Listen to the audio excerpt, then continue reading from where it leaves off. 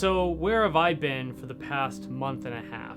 Well, I've been taking some time to myself because I have been dealing with depression. This is something that's not normal in my life, and this is the very first time that I've actually dealt with serious depression. And luckily, since I'm a veteran, I get to go through the VA system, and they jumped on the ball to get me the help that I needed. I'm now seeing a counselor. I'm on a certain medication to help me out.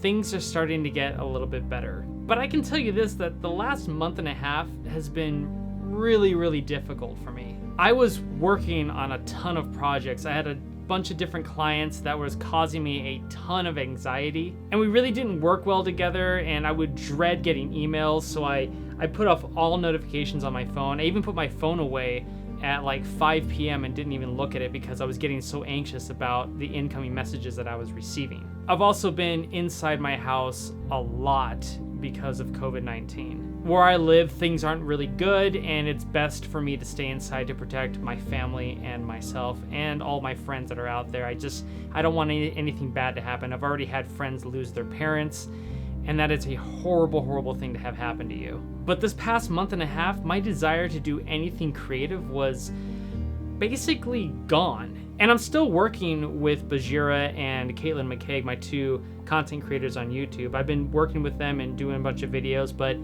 as far as my own content, I have not had the desire to do anything until now. It was really bad because I would get done with work for the day, and then I would sit there looking at my computer screen, scrolling through my games on Steam, and not having the desire to play anything at all. I would lay in bed for countless hours in the morning, not wanting to get up, not wanting to do anything, and it was really, really rough. This is the first time I've ever dealt with depression on this kind of level. So as mentioned before, I talked to the VA, and they got on it and started getting me the counseling that I needed, and I've been doing that through Zoom, and it's been really, really helpful, and I'm really glad that they were there for me and are still there for me today. So while going through all of this, and technically still going through it, I was looking for something to occupy my mind. I was really looking for a game that would just numb everything around me. And that's when I remembered a game that I played when I was a teenager called Harvest Moon 64. I loved this game because it was just great. You know, you planted things, you harvested the crops, and you sold them, and then there was this whole community. It was awesome. That's when I heard about the game Stardew Valley. And I know that this game has been out for quite a while. I just never really heard about it, never took a chance on anything like it, so I thought, you know what, let's take a chance on this game and let's buy it for the Switch. It'd be something portable, it'd be something I could just pick up and play whenever I wanted to. And I can tell you that this game has really helped me a lot. Reason number one, Stardew Valley isn't really overwhelming. And I say that because I first went to mobile games to look for something to occupy my mind, and when you jump into those games, all you see is microtransactions, and buy this, and you have 10 different currencies, and it's all at you in the very first second of opening the game. And whoa, my anxiety skyrocketed. So that wasn't going to work. But the thing that I like about Stardew Valley is that it introduces you to a fraction of the game when you start off. The pacing of it isn't too fast, and it definitely isn't too slow. It's right down the middle, which is perfect. Now, in comparison to Harvest Moon 64, what I can remember, there wasn't a ton of content in order to do in the game, so my expectations for Stardew Valley, I really had none. The second reason why I like Stardew Valley is that it doesn't feel like a chore. And the reason why it doesn't feel like a chore is because you're working in the game, but you don't have to physically do it in real life.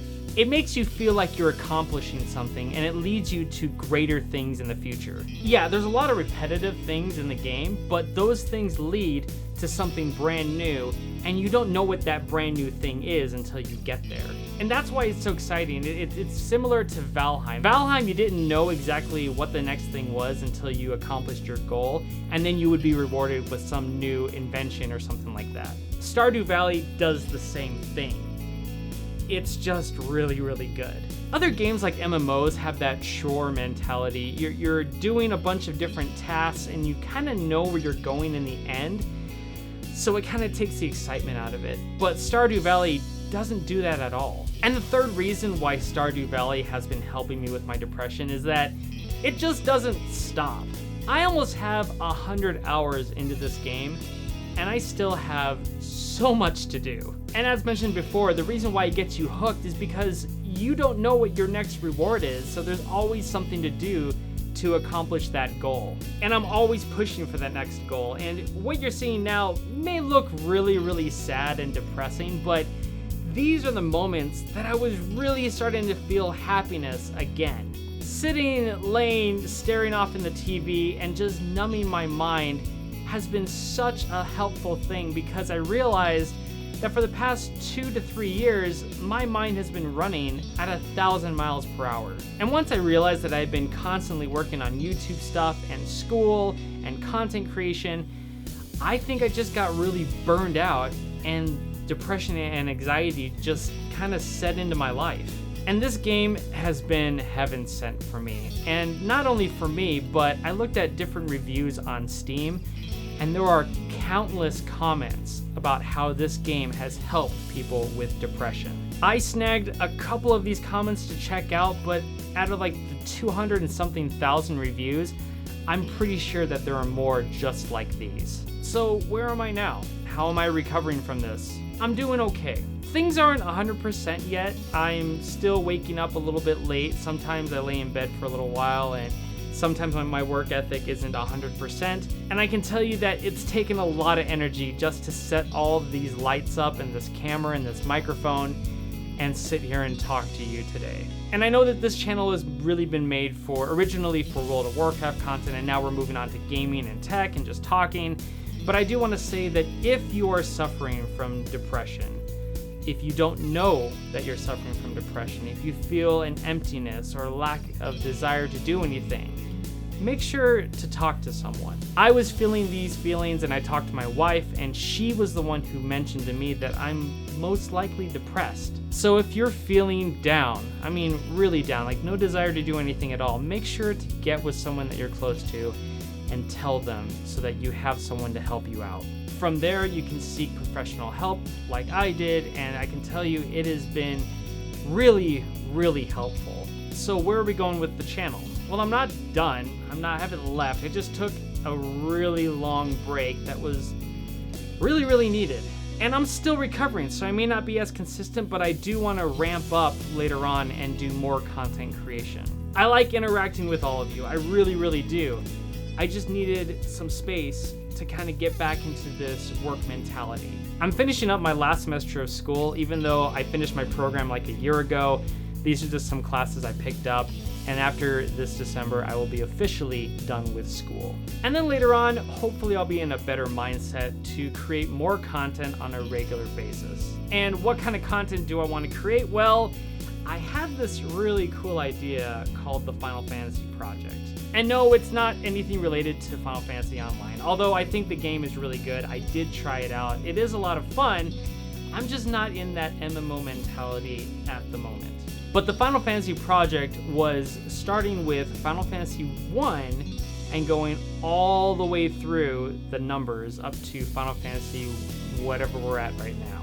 I picked up the Pixel Remastered Edition on Steam, and I've already cleared Final Fantasy 1, 2, 3, and 4. So I will be doing some reviews on those, and then possibly we'll be doing some live streaming of 5 and 6, and I've already purchased 7 on the Switch, which that will take a very, very long time to beat because it's a very, very long game. I also want to talk about some tech, especially the Genki Shadowcast, which is a little device that you can use to hook up your Switch to your computer so that you can stream your gaming, or you can use it for something else, which I'll save for that video. Kind of had the idea in my mind to doing another episode of Tales of Azeroth and going all the way back to the Barrens and continuing that journey from there.